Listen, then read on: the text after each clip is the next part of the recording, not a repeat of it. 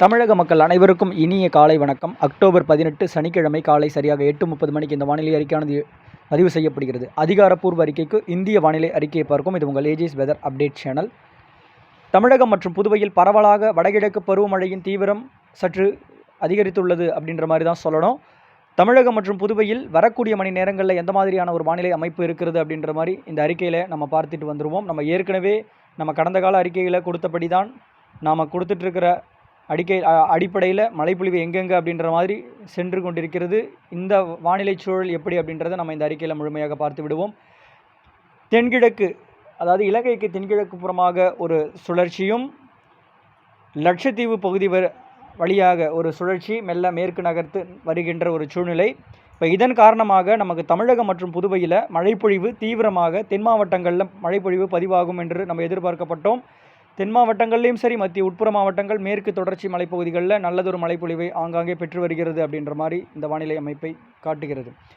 இப்போது நேற்றைக்கு நம்ம அறிக்கை ஆல்ரெடி சொல்லிட்டோம். தென் மாவட்டங்களுக்கு வரக்கூடிய மணி நேரங்கள் தென்மேற்கு தொடர்ச்சி மலை மாவட்டங்களுக்கும் மழைப்பொழிவு காத்திருக்கிறது. அவ்வப்பொழுது தெற்கிலிருந்து வரக்கூடிய நீராவி ஏற்றமும் கிழக்கு காற்றின் ஏற்றமும் இருகாற்று இணைவுகள் எல்லாமே தமிழகம் ஊடாக பயணிக்கக்கூடிய ஒரு அமைப்பாக இருக்கும் சூழ்நிலையில் கிழக்கு காற்றின் அலைவுகள் வரக்கூடிய மணி நேரங்களில் இந்த அரபிக்கடல் நிகழ்வு மெல்ல மெல்ல மேற்கு நோக்கி தீவிரமடைந்து செல்லும் பொழுது நமக்கு கிழக்கு காற்றின் அளவுகளும் அவ்வப்பொழுது கூடுதல் பரப்பில் வரக்கூடிய ஒரு அமைப்பாக இருக்கும் பட்சத்தில் வட மாவட்டங்களில் வரக்கூடிய மணி நேரங்களில் ஆங்காங்கே மழைப்பொழிவு எதிர்பார்த்தோம். இப்போ நேற்றைக்கு அதிகபட்ச மழைப்பொழிவாக விருதுநகர் மாவட்டத்தின் ராஜபாளையம் பகுதிகள் 176 மில்லிமீட்டர் அளவிற்கு, அதாவது 17 சென்டிமீட்டர் மழைப்பொழிவு விருதுநகர் மாவட்டத்தின் ராஜபாளையத்தில் பதிவாகியுள்ளது. வெம்பங்கோட்டை அணை பகுதிகள் 93, பெரியார் அணை 152, சாத்தூர் அணைக்கட்டு 34. இன்னும் பரவலான விருதுநகர் மாவட்டங்களில் மழைப்பொழிவு. அடுத்தபடியாக இரண்டாம் இடம்னு பார்க்கும் பொழுது திருவள்ளூர் மாவட்டத்தின் கும்மிடிப்பூண்டி 164 மில்லிமீட்டர். இது வடகடலோர மாவட்டங்கள் சொல்லலாம். அங்கே உயரழுத்தத்திலிருந்து வரக்கூடிய வடகிழக்கிலிருந்து வரக்கூடிய குளிரலையும் மற்றும் கிழக்கு காற்றின் அலைவுகளும் தெற்கு அரைக்கோளத்தின் இருந்து வரக்கூடிய வெப்பமடைந்த நீராவி காற்றும் இருகாற்று இணைவுகள் பகுதிகள் சொல்லலாம். அந்த இடத்துல அங்கே ஏற்பட்டு கனமழையாகவே கும்மிடிப்பூண்டி பகுதிகளில் ஏற்படுத்தியிருக்கிறது. பொன்னேரி பகுதியில் 136 மில்லிமீட்டர் அளவிற்கும், தாமரைப்பாக்கம் 48, சோழாவரம் 41, ஊத்துக்கோட்டை 33, ஜமைன் கொரட்டூர் 27, இன்னும் திருத்தணி, பூந்தமல்லி, பள்ளிப்பட்டு, பூண்டி, திருவள்ளூர், ஆர்கேபேட் எல்லா இடத்துலையுமே பரவலான மிதமான மழை முதல் சற்று கனமழையாக ஆங்காங்கே திருவள்ளூர் மாவட்டத்தின் பகுதிகளிலையும் பதிவாகியுள்ளது. இதுபோல் தூத்துக்குடியின் காயல்பட்டினம் பகுதிகள் 120 மில்லிமீட்டர் அளவிற்கு மழைப்பொழிவு. தென் கடலோர பகுதிகள் இது. கழுகுமலை பகுதி 110, திருச்செந்தூர் 74 மில்லிமீட்டர், ஒட்டப்பிடாரம் 70. இன்னும் தூத்துக்குடி மாவட்டத்தின் பல பகுதிகளில் கோவில்பட்டி பகுதிகள், இன்னும் கடம்பூர், எட்டயபுரம், இது மாதிரி நிறைய இடங்களில் அங்கேயும் மழைப்பொழிவு. டெல்டா மாவட்டத்தின் திருவாரூர் பகுதிகளிலையும் மழைப்பொழிவு ஆங்காங்கே. திருவாரூர், தஞ்சை, திருச்சி, டெல்டாவின் பல இடங்களில் ஆங்காங்கே மழைப்பொழிவு கொடுத்துள்ளது. மத்திய உட்புற பகுதிகளிலும் சரி. தேனி மாவட்டத்தில் கனமழை ஆங்கேயும் பொழிந்துள்ளது. கிட்டத்தட்ட தேக்கடி பகுதியில் 158 மில்லிமீட்டருக்கு மழைப்பொழிவு. சண்முகா நதி 95 மில்லிமீட்டர். இப்போது இந்த இதால் தான் நமக்கு வெள்ளப்பெருக்கு தேனி மாவட்டத்தின் பகுதிகளில் வெள்ளப்பெருக்கு ஏற்படுத்தியிருக்கிறது. அந்த மேற்கு தொடர்ச்சி மலை ஒட்டிய பகுதிகளிலையும் சரி, கன்னியாகுமரியின் திருப்பரப்பு அருவிகளிலையும் நல்ல கனமழை ஆங்காங்கே கன்னியாகுமரி பரவலான மாவட்டங்களில் பொழிந்து வரக்கூடிய ஒரு சூழ்நிலையில் அங்கேயும் வெள்ளப்பெருக்கு ஏற்படுத்தியிருக்கிறது. நம்மளால் காணொலியில் காண முடியும், நியூஸ்லலாம் சொல்லிகிட்டு இருப்பாங்க. இதுபோல் நீலகிரி மாவட்டத்தின் பகுதிகளில் கிட்டத்தட்ட 113 மில்லிமீட்டர் அலகாரை எஸ்டேட் அங்கே அதிகபட்ச மழைப்பொழிவாக. அடுத்து தென்காசி மாவட்டத்தின் பரவலான இடங்களில் கனமழை, அதாவது பரவலாக கிட்டத்தட்ட ஒரு 8-9 சென்டிமீட்டர், 10 சென்டிமீட்டர், 7 சென்டிமீட்டர் மினிமம் அப்படின்ற மாதிரி இருக்கக்கூடிய ஒரு அமைப்பு நேற்று மழைப்பொழிவு கொடுத்துருக்கிறது சொல்லலாம். தென்காசி மாவட்டத்தில் 99 மில்லிமீட்டர் அதிகபட்ச மழைப்பொழிவு. செங்கோட்டை பகுதிகளெலாம் பார்த்திங்கன்னா 96.4 மில்லிமீட்டர். அதுக்கப்புறம் சிவகங்கை, புதுக்கோட்டை பகுதிகளிலையும் சில இடங்களில் மழைப்பொழிவு ஆங்காங்கே பதிவாகியுள்ளது. ராமநாதபுரத்தின் மாவட்டத்தின் மண்டபம் பகுதிகள் 67.2. இப்படி பல இடங்களில் தமிழகம் மற்றும் புதுவையில் பெரும்பான்மையான மாவட்டங்களில் கனமழை பொழிந்துள்ளது. கள்ளக்குறிச்சி, அரியலூர், பெரம்பலூர், ஈரோடு, இப்படி மேற்கு தொடர்ச்சி மலை மாவட்டங்கள்லையும் சரி, வடகடலோரமான சென்னை பகுதிகளிலையும் பரவலான இடங்களில் மழைப்பொழிவு. இப்போது இன்றைக்கான மழைப்பொழிவு எங்கே அப்படின்றத நம்ம பார்க்கணும். வரக்கூடிய மணி நேரங்களில் இந்த அமைப்பு எந்த மாதிரியான ஒரு வானிலை அமைப்பு கொடுக்க போகிறது அப்படின்றதையும் நம்ம பார்க்கணும்.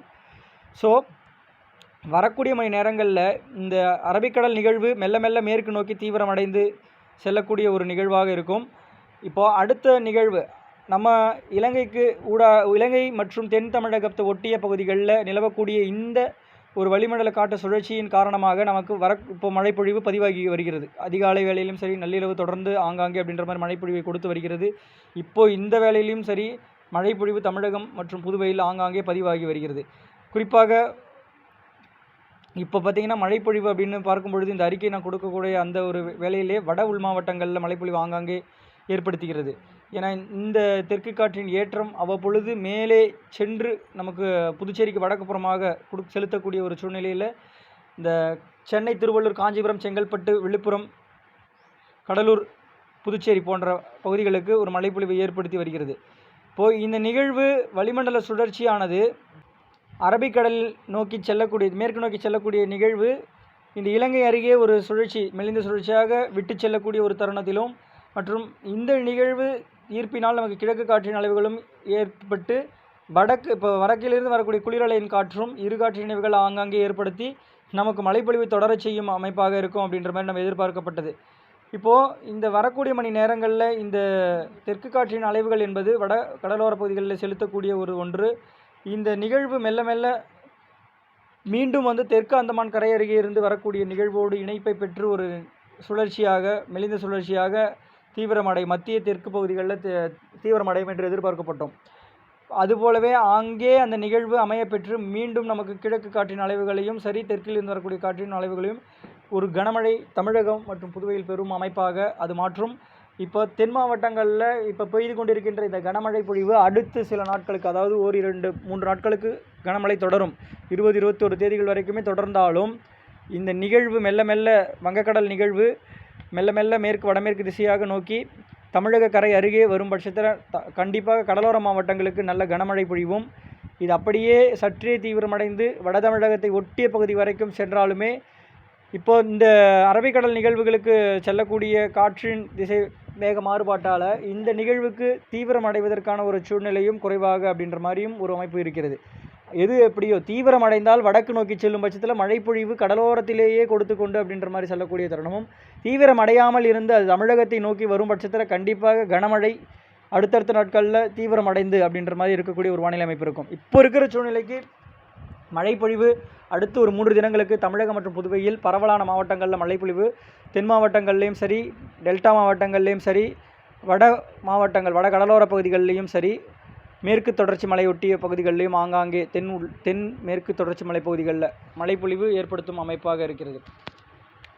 அடுத்தபடியாக இந்த நிகழ்வு இப்போது அந்தமானுக்கு இப்போ உருவாகி வருது பார்த்திங்களா. 20 தேதிக்கு கடந்து ஒரு நிகழ்வு உருவாகி வரக்கூடிய தருணத்தில் அதே கடைசி வாரத்துலேயும் சுமத்ரா தீவு அருகே ஒரு நிகழ்வு உருவாகி தெற்கு அந்தமான் கரைப்பகுதிகளில் ஒரு நிகழ்வு மீண்டும் உருவாகி அது மெல்ல மெல்ல தீவிரமடைந்து வரும். இப்போது கடற்கரை மேற்பரப்பில் இருக்கக்கூடிய ஒரு வெப்பநிலை என்பது ஒரு சாதாரணமாக இப்போ தமிழக கரை அருகே கனத்த மழை ஆங்காங்கே அப்படின்ற மாதிரி பொழியக்கூடிய ஒரு அமைப்பு இருக்கிறதால கடல் வெப்பம் சற்று குறைந்த பரப்பில் அப்படின்னும் போது நமக்கு வெப்பம் மீண்டும் உயரப்பெற்று அங்கே நமக்கு எந்த அளவுக்கு வெப்பம் இருக்குது அப்படின்றத பொறுத்து நமக்கு அந்த நிகழ்வுகள் வழித்தடம் மாற்றி அமைத்து வரும்.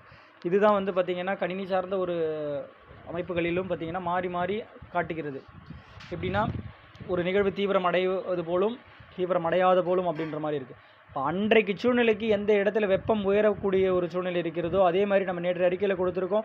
இலங்கைக்கு கிழக்கு புறமாக வலுவான நீரோட்டம் பயணிக்கக்கூடிய ஒரு சூழ்நிலையால் எல்லா நிகழ்வுகளும் இலங்கைக்கு கிழக்கு புறமாக அமையப்பெறுவதற்கான ஒரு வாய்ப்பும் சூழலும் இருக்கிறது. அப்போது அமையப்பெறும் பட்சத்தில் அது எந்த அளவுக்கு அது தெற்கு நீராவி காற்று நமக்கு அந்த காலகட்டத்தில் நமக்கு ஏற்றி கொடுக்க போகிறது, வடகிழக்கிலிருந்து வரக்கூடிய குளிரலையின் காற்றுகளும் சற்று கிழக்கிலிருந்து எந்த அளவுக்கு வெப்பநீராவி காற்று எடுக்கப் போகிறது அப்படின்றத நம்ம பார்க்கணும். இப்போ இங்கிருந்து பயணிக்கக்கூடிய எல்லா நிகழ்வுகளுமே அரபிக்கடல் நோக்கி சென்று அங்கே தீவிரம் அடையக்கூடிய ஒரு சூழ்நிலை இருக்கிறது. ஏன்னா அரபிக்கடல்லையும் பார்த்திங்கன்னா வெப்பம் சற்று கூடுதல் பரப்பாக இருக்கக்கூடிய ஒரு சூழ்நிலை. எது எப்படியோ நமக்கு அரபிக்கடல் செல்லும் பட்சத்தில் நமக்கு கிழக்கு காற்றின் அலைவுகள் ஈர்ப்பை பெற்று தமிழகத்தில் அவ்வப்பொழுது விட்டு ஆங்காங்கே மழை பொழிவு இருக்க தான் செய்யும். தீபாவளி தினத்தன்றும் கனமழை காத்திருக்கிறது. ஆங்காங்கே கடலோர மாவட்டங்களில் தொடர்ச்சியாக மழைப்பொழிவு ஆங்காங்கே இருந்து கொண்டு இருக்கக்கூடிய ஒரு அமைப்பு இருக்கும். உள் மாவட்டங்களில் சில இடங்களில் மட்டும் ஒரு சில மணி நேரங்கள் ஒரு இடைவெளி விட்டு இருக்கக்கூடிய அந்த இடைவெளியை பயன்படுத்தி நம்ம ஒரு தீபாவளி தினத்தை கொண்டாடி மகிழ்வோம் என்று நம்ம இந்த அறிக்கை சொல்கிறேன். கண்டிப்பாக தீபாவளி தினத்தன்றும் மழை பொழிவு இருக்கிறது.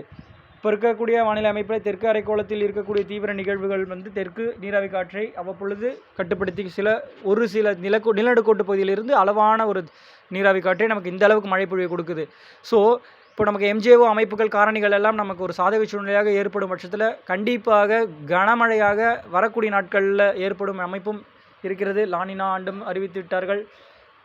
நமக்கு நம்மளுடைய வடகிழக்கு பருவமழையும் நமக்கு சாதக சூழ்நிலையாக கடல் வெப்பமும் பார்த்திங்கன்னா சாதக சூழ்நிலையாக இருக்க நிகழ்வு உருவாவதற்கு இந்த நிகழ்வுகள் உருவாகி நமக்கு எந்த மாதிரியான ஒரு தாக்கத்தை ஏற்படுத்த போகிறது வழித்தடத்தை அமைத்து அப்படின்ற மட்டும் தான் நம்ம பொறுத்திருந்து பார்க்கணும். இதில் ஏதாவது ஒரு சிறு மாற்றங்கள் இருந்தாலும் நம்ம சேனலில் அறிவிக்கிறோம். கண்டிப்பாக சில பேர் வந்து பார்த்திங்கன்னா வருஷத்துக்கு ஒரு வாட்டி இந்த மழை பெஞ்சா வானிலை அறிக்கையை பார்த்துட்டு வந்துட்டு நியூ என்ட்ரியாக அது இதுன்னு நீங்கள் கமெண்ட் செக்ஷனில் எது வேணாலும் கொடுங்க. எனக்கு அதை பற்றி எந்த ஒரு கேரிங்னஸும் இல்லை. நம்மளுடைய நோக்கத்தோட நம்ம அறிக்கை கொடுக்குறோன்ற இதை வந்து பார்த்திங்கன்னா தினசரி நாங்கள் கொடுத்துட்டு தான் வந்துட்டுருக்கேன். நம்ம அறிக்கையை பார்க்காதவங்க திடீர்னு வந்து நம்ம அறிக்கையை பார்க்கும்போது அவங்களுக்கு இது வந்து புதுசாக தோணலாம். நம்ம அறிக்கையோடு இணைந்திருக்கவங்களுக்கு மட்டும்தான் தெரியும் நம்ம என்ன மாதிரி பேசிகிட்ருக்கோம், என்ன மாதிரி அறிக்கை கொடுத்துட்ருக்கோம். நம்ம கொடுத்துட்ருக்க அறிக்கையில் எந்த மாதிரியான ஒரு நிகழ்வுகள் சரி, மழைப்பொழிவும் சரி, எந்த மாதிரி ஒரு வானிலை அமைப்பு இருக்குன்றது நம்ம கொடுக்கக்கூடிய ஒரு இதில் தெரியும் அவங்களுக்கு. நம்ம எதையும் வந்து நம்ம ப்ரூஃப் பண்ண அவசியம் இல்லை.